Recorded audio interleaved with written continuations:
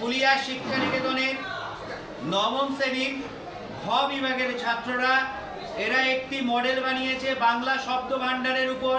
বাংলা শব্দ ভাণ্ডারে আমরা শুনে থাকি কোনো মডেল হয় না, কিন্তু এরা শুধু মডেল বানায়নি, বাংলা শব্দ ভাণ্ডারের মডেল হয়েছে এবং এটা একটি গেমও হয়েছে, এটা একটি খেলাও হয়েছে। কিভাবে এটা মডেল এবং খেলা তোমরা একটু বুঝিয়ে দাও, কিভাবে তোমরা এটা বানিয়েছো, কিভাবে কাজ করে বোঝাও। আচ্ছা, এখান থেকে বাংলা শব্দ ভাণ্ডারের সব শব্দগুলো আসছে বা শব্দগুলো দুভাগে ভাগ হয়ে আসছে, অনাগন্তুক এবং আগন্তুক। অনাগন্তুক শব্দগুলো দুভাগে তিন ভাগে ভাগ হচ্ছে, তৎসম, তদ্ভব এবং অর্ধ তৎসম। এবং আগন্তুক শব্দগুলো দেশি, বিদেশি এবং প্রাদেশিক, এই তিন ভাগে ভাগ হয়ে আসছে। স্যার, আপনি মডেলটা একবার চালু করুন।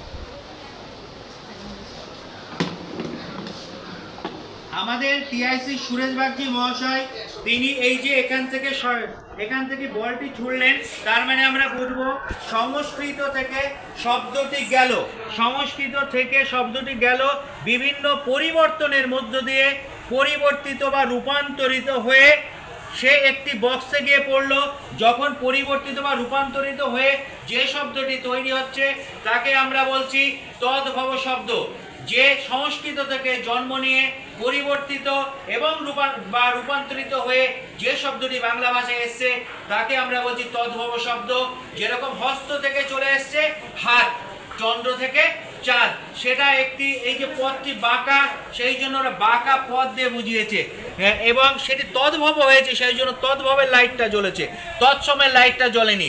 অর্ধ তৎসমের ক্ষেত্রে যেহেতু শব্দগুলো একটু বিকৃত হয়ে যায় সেই জন্য এর বিকৃত পথও দেখিয়েছে।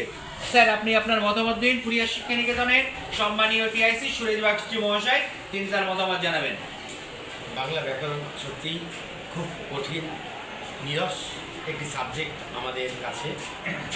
বাংলার শিক্ষক হিসেবেই বলছি, পড়াতে গিয়ে আমরা দেখেছি আমাদের বইয়ের মধ্যে আমরা সেই লেভেলের বিষয় বইয়ের মধ্যে পাই না, যাতে ছাত্রদেরকে সহজ করে তুলে ধরতে পারি বই অনুপাতে।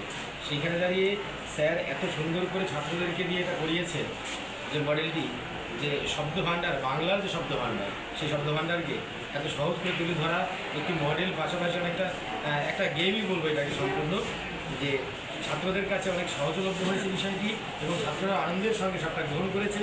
আশা করব পরবর্তীকালে আরও ব্যাকরণের কঠিন বিষয়গুলো এই স্যারেদের সান্নিধ্য থেকে ছাত্ররা তুলে ধরবে স্কুলের মধ্যে। ধন্যবাদ সকলকে।